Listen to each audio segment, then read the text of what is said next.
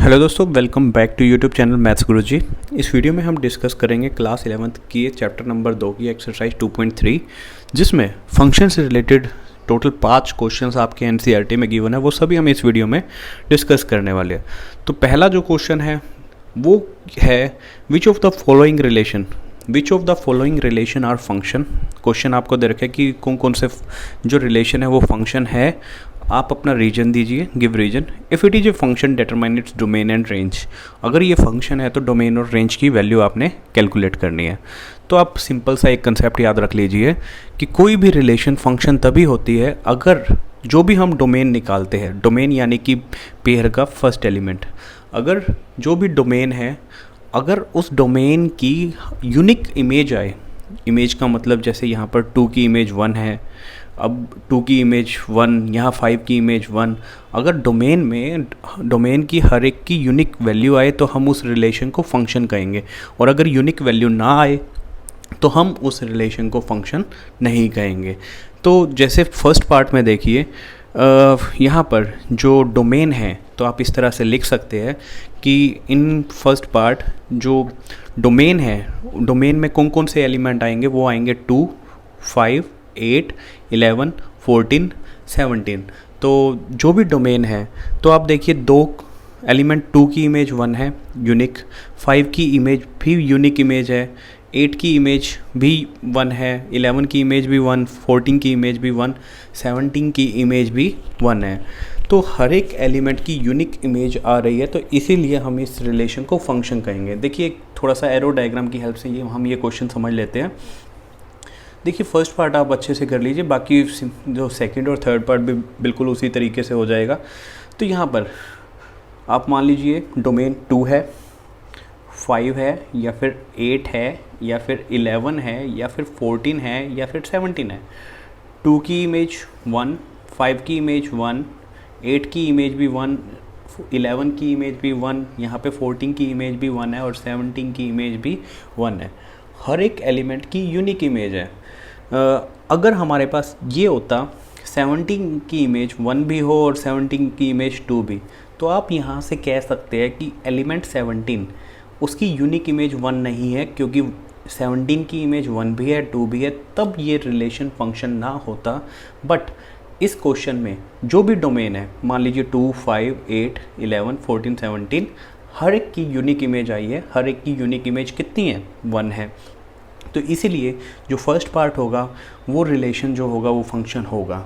और अगर हम डोमेन की बात करें तो फर्स्ट पार्ट में जो डोमेन हो जाएगा, तो डोमेन हो जाएगा फर्स्ट पार्ट में पेयर का फर्स्ट एलिमेंट, वो डोमेन होता है। तो हर एक पेयर का जो फर्स्ट एलिमेंट है वो है 2, 5, 8, 11, 14 और 17। ये हमारे पास हो जाएगा डोमेन। और अगर हम रेंज की बात करें तो पेयर का सेकंड एलिमेंट जो कि सभी में 1 है, तो रेंज फर्स्ट पार्ट में हो जाएगी 1, और रिलेशन जो है वो फंक्शन है। उसी तरह आप दूसरे पार्ट की अगर हम बात करें, इस क्वेश्चन को भी हम देखते हैं, एरो डायग्राम की हेल्प से समझने की कोशिश करते हैं।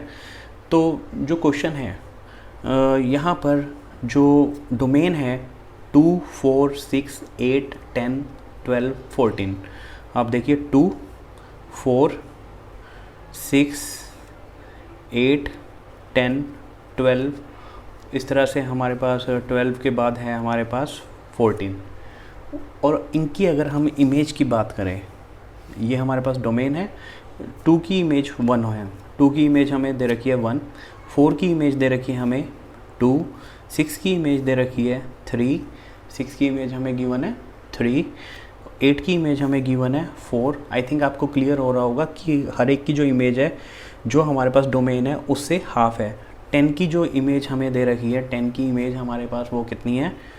5, 12 की 6, 14 की जो इमेज है वो है 7।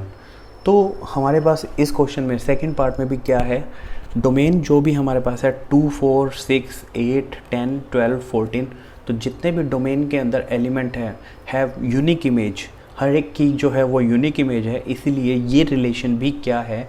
वो फंक्शन है। तो सेकंड पार्ट भी रिलेशन जो है वो फंक्शन होगी। और अगर हम थर्ड पार्ट की बात करें, 1, 3, 1, 5, 2, 5, 131525। आप यहाँ पर देखिए इस क्वेश्चन में 1 की इमेज 3 भी हो गई और 1 की इमेज 5 भी होगी। तो डोमेन के अंदर एक एलिमेंट, सिंगल एलिमेंट की अगर दो इमेज आ जाए तो वो जो रिलेशन होता है वो फंक्शन नहीं होता। तो इसलिए जो थर्ड पार्ट है वो रिलेशन फंक्शन नहीं होगा। नेक्स्ट क्वेश्चन नंबर 2 पर चलते हैं। Next question number 2, find the domain and range of the following real function. आपको फॉलोइंग रियल 2 फंक्शन दे रखे हैं, आपने इस क्वेश्चन में डोमेन निकालनी है या फिर रेंज निकालनी है। बस आप माइंड में एक बात याद रखिए, डोमेन का मतलब ये होता है कि हम इनपुट क्या क्या दे सकते हैं, रेंज का मतलब हमें आउटपुट क्या क्या मिलेगा। तो अगर हम फर्स्ट पार्ट की बात करें, फंक्शन गिवन है f of x is equal to minus mod x. आपको पता है मोड एक्स की अगर हम बात करें तो हमारे पास मोड एक्स का मतलब ये होता है उसकी वैल्यू एक्स होती है for x is greater than equal to 0 और माइनस एक्स होती है for x is less than 0। Negative value के लिए हम मोड एक्स को माइनस एक्स लिखते हैं। बट यहाँ पर जो फंक्शन हमें गिवन है, यहाँ फंक्शन हमें गिवन है f of x is equal to mod x के आगे हमें दे रखे है माइनस का सिंबल।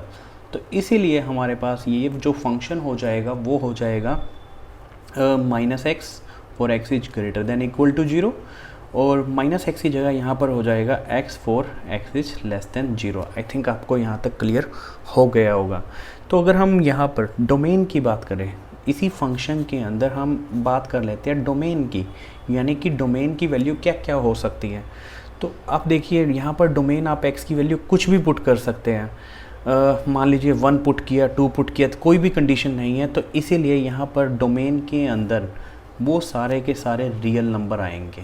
तो डोमेन के अंदर सारे के सारे रियल नंबर आएंगे। और अगर रेंज की बात करें, रेंज का मतलब जो हमारे पास आउटपुट आएगी वो क्या आएगी। तो देखिए यहाँ पर मोड के आगे भी माइनस का निशान है। तो अगर आप x की वैल्यू पॉजिटिव पुट करेंगे तो भी आंसर नेगेटिव आएगा और अगर x की वैल्यू आप नेगेटिव पुट करेंगे, नेगेटिव का मोड पॉजिटिव और आगे नेगेटिव है तो भी आंसर नेगेटिव ही आएगा। तो हमारे पास इस क्वेश्चन में जो रेंज हो जाएगी वो हो जाएगी माइनस इन्फिनिटी से लेके 0 भी हमारे पास इंक्लूड होगी। तो इसीलिए रेंज हमारे पास हो जाएगी माइनस इन्फिनिटी से 0 के बीच। तो आई थिंक आपको फर्स्ट पार्ट क्लियर हो गया होगा। सेकंड पार्ट भी बिल्कुल सिंपल सा है, f of x is equal to root 9 minus x square हमें यहाँ पर गिवन है। इसी पार्ट की अगर हम बात करें तो आप ये देखिए हम इनपुट क्या पुट कर सकते हैं। आप बस दिमाग में ये देखिए, क्या हम x की वैल्यू यानी कि इनपुट हम 5 पुट कर सकते हैं। देखिए अगर हमने यहाँ पर x की वैल्यू 5 पुट किया, 9 माइनस 5 का स्क्वायर 25, 9 माइनस 25 हो गया माइनस 16। रूट के अंदर नेगेटिव वैल्यू आ जाती है तो x की वैल्यू हम यहाँ पर 5 पुट नहीं कर सकते। तो जो डोमेन हो जाएगा हमारे पास, डोमेन सेकंड पार्ट में होगा वो होगा -3 से 3। देखिए यहाँ पर ये बड़ी ब्रैकेट हमने यूज की है क्योंकि हम ये जो बाउंड्री वैल्यू है वो भी कंसीडर कर रहे हैं। यहाँ पर डोमेन हो जाएगा -3 से 3 के बीच। आप -3 या 3 के बीच वैल्यू पुट कर सकते हैं या इन वैल्यू को भी आप इंक्लूड कर सकते हो। -3 और 3 दोनों में से भी कोई वैल्यू x की पुट कर सकते हो। तो जो रेंज हो जाएगा यानी कि ये वैल्यूज पुट करने के बाद जो आउटपुट आएगी वो क्या क्या आ सकती है। देखिए रूट के अंदर है, अगर आप एक तरह से टेबल बनाकर भी कुछ वैल्यू लेकर भी आप देख सकते हैं कि इनकी वैल्यू क्या आ रही है। अगर हम यहाँ पर -3 से 3 के बीच कोई भी अगर वैल्यू पुट कर रहे हैं तो आप देखेंगे वहाँ पर रेंज की वैल्यू आ रही होगी 0 से 3 के बीच, नेगेटिव वैल्यू कभी नहीं आएगी। तो रेंज हो जाएगा 0 से 3। Next question number 3। देखिए अभी तक जो इम्पोर्टेंट क्वेश्चन बना है वो क्वेश्चन नंबर फर्स्ट ही बना है, जिसमें हमें ये बताना था कि कौन सी जो रिलेशन है वो फंक्शन है और कौन सा फंक्शन नहीं है। +1 में ज़्यादा डिटेल में जाने की ज़रूरत नहीं है, हालांकि जो +2 में चैप्टर आएगा फंक्शन उसमें हम +2 में बिल्कुल डिटेल में इस चैप्टर को पढ़ेंगे। तो नेक्स्ट इसी का क्वेश्चन नंबर जो 3 आपको गिवन है एक्सरसाइज 2.3 का, वो है a function f is defined by f of x is equal to 2x minus 5। Function आपको गिवन है f ऑफ x, कितना गिवन है 2x माइनस 5 और फर्स्ट पार्ट वैल्यू ये पूछ रहा है f ऑफ 0 की, यानी कि x की वैल्यू इसने कितनी पुट करी एक्स की वैल्यू इसने पुट करी 0, तो जहाँ पर भी x है वहाँ पर आप 0 पुट कर दीजिए। 2 इंटू एक्स की जगह 0 पुट किया, -5, 2 इंटू 0 0 0 -5, आंसर आ गया हमारे पास -5। बिल्कुल सिंपल सा क्वेश्चन है। एक नंबर में आपसे इस तरह से क्वेश्चन पूछ सकता है, एफ ऑफ एक्स गिवन होगा, एफ ऑफ 0 पूछ लेगा। और अगर दूसरे पार्ट की बात करें, एफ ऑफ 7, इसी में x की जगह जस्ट आप पुट कर दीजिए 7, तो हो जाएगा 2x था, 2 इंटू 7 -5, तो ये हो गया 14 -5, जो कि आंसर आ रहा होगा 9। इसी के अगर हम थर्ड पार्ट की बात करें, वैल्यू पूछ रहे हैं यहाँ पर f ऑफ -3, तो इसी पार्ट में जस्ट आप वैल्यू पुट कर दीजिए x की जगह -3, तो 2 इंटू -3 -5। जब आप मल्टीप्लाई करेंगे 2 की -3 से -6 -5, आंसर आ रहा होगा कितना, -11। तो बिल्कुल सिंपल सा क्वेश्चन है, question number 3। Just values put करनी है, एफ ऑफ एक्स गिवन है और जो भी वैल्यू पूछी जाए आप इजीली कैलकुलेट कर सकते हैं। क्वेश्चन नंबर 4, तो क्वेश्चन नंबर 4 ये भी बिल्कुल क्वेश्चन नंबर 3 की तरह है। Just F of x given था और वैल्यू पूछी गई थी।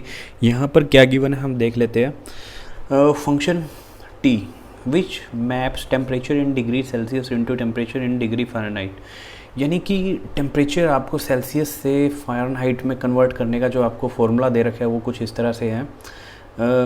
T which maps temperature in degree Celsius into temperature in degree, कुछ इस तरह से फॉर्मूला दे रखा है। T C is equal to 9c divide by 5 plus 32। अब सबसे पहली जो वैल्यू, पहला पार्ट पूछा गया वो टी ऑफ 0 की वैल्यू निकालनी है। देखिए बिल्कुल सिंपल सा है। टी ऑफ 0, जहाँ पर टी ऑफ सी दे रखा था, सी की जगह यहाँ पर कुछ नहीं है, हमने 0 पुट करना है। तो फॉर्मूले में जहाँ पर भी सी होगा उसकी जगह 0 पुट कर दीजिए। 9c था, 9 इंटू 0 हो जाएगा डिवाइड बाई 5 प्लस 32। तो 0 की मल्टीप्लाई करेंगे 0 आ जाएगा, 0 प्लस 32, आंसर आ रहा होगा 32। तो पहला पार्ट टी ऑफ 0 पूछा गया था, आंसर 32। अगर हम सेकंड पार्ट की बात करें, वैल्यू पूछिए टी ऑफ 28, जस्ट आपने उसी फॉर्मूले में सी की जगह अब कितना पुट करना है, क्योंकि टी ऑफ सी था, सी की जगह अब 28 हो गया, तो जहाँ पर भी सी होगा वहाँ 28 हो जाएगा। तो 9 इंटू 28 डिवाइड बाई 5 प्लस 32, 5 यहाँ पर एलसीएम आ जाएगा। तो जब आप इसको सोल्व करेंगे तो आंसर बिल्कुल सिंप्लीफाई ही करना है आपने, तो आंसर आ रहा होगा 412 डिवाइड बाई 5। बिल्कुल सिंपल सा पार्ट है। थर्ड पार्ट की अगर हम बात करें, इसमें भी हमने सी की जगह -10 पुट करना है। आप पुट करके देख लीजिए कितना आंसर आ रहा है। यहाँ पर थर्ड पार्ट में टी ऑफ -10 की बात कर रहे हैं, तो -10 पुट करेंगे, -90 डिवाइड बाई 5। -90 को अगर हम 5 से भाग कर रहे हैं, -18 आएगा, -18 प्लस 32, -18 प्लस 32, आंसर हमारे पास आ रहा होगा 14। लास्ट पार्ट की अगर हम बात करें, लास्ट पार्ट थोड़ा सा देख लीजिए, थोड़ा सा समझने वाला है। यहाँ पर लास्ट पार्ट में आपने जो वैल्यू निकालनी है वो सी की वैल्यू निकालनी है, और टी सी आपको दे रखा है, टी सी दे रखा है 212। तो जस्ट जो भी फॉर्मूला था उसमें आप टी सी की वैल्यू पुट कर दीजिए। टी सी की वैल्यू है 212, तो टी सी की value 212, 9c divide by 5 plus 32। Last part है ये हमारे पास, क्योंकि हमें टी सी की वैल्यू दे रखी थी, टी सी की वैल्यू हमने पुट कर दी 212।